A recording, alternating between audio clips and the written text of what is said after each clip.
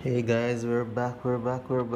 I have here today a DL4 brand new in box, and I'm gonna unbox this for you so you can know what you get in this package.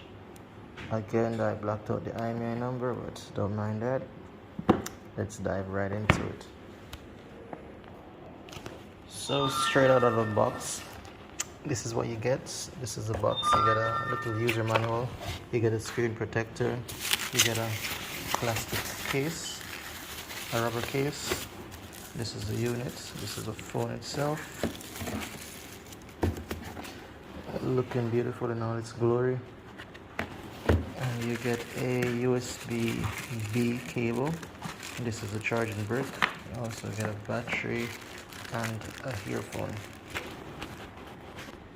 So once more, this is everything that you get with the unit.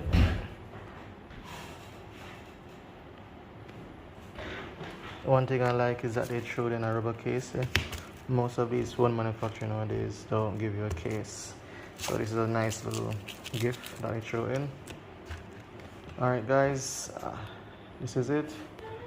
Like, follow, share and subscribe, and stay tuned for my next video. It will be an actual in-depth review of this phone, of my actual thoughts and opinion of the phone.